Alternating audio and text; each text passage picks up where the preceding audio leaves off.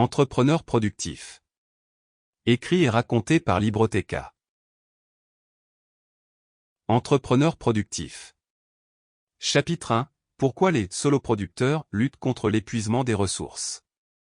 Être un soloproducteur signifie être un entrepreneur qui gère tout lui-même.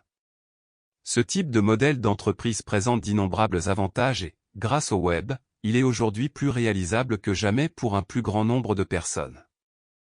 Il y a quelques années à peine, l'idée de diriger seul un empire entier aurait semblé une chimère impossible.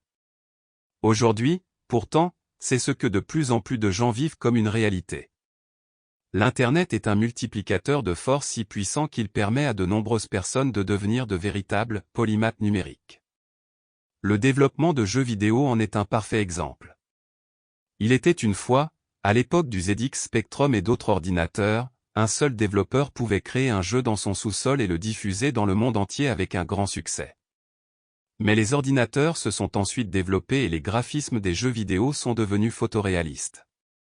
Aujourd'hui, le budget d'un titre AAA est gigantesque, et les projets nécessitent des milliers de personnes travaillant sans relâche pendant des années. Pendant de nombreuses années, il était impossible pour un seul développeur de rivaliser avec les grands studios de jeux.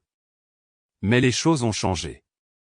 Des outils comme Unreal Engine et Unity offraient des pipelines de rendu physique et graphique prêts à l'emploi, et proposaient même aux développeurs des interfaces de type glisser-déposer pour rationaliser la production. Viennent ensuite les ressources librement disponibles, telles que les modèles 3D, la musique, les textures, etc., créés par la communauté et distribués sous une licence Creative Commons. Souvent, elles étaient gratuites. Tout à coup, un seul développeur pouvait tirer parti des outils puissants, du travail acharné et de la créativité de la communauté pour développer un jeu presque aussi impressionnant graphiquement qu'un studio beaucoup plus important. Et petit à petit, l'industrie a vu la montée en puissance du développeur indépendant.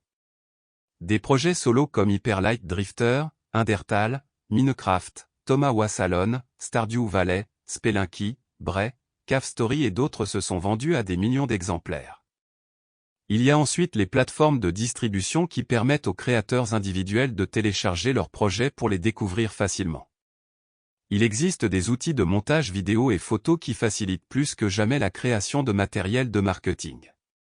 Et il y a les forums, les plateformes de médias sociaux et le référencement, qui aident les créateurs à atteindre un public de masse. Une seule personne peut être toute une entreprise de jeux vidéo.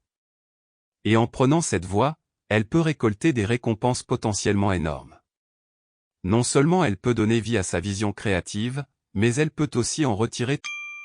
Sample complete. Ready to continue?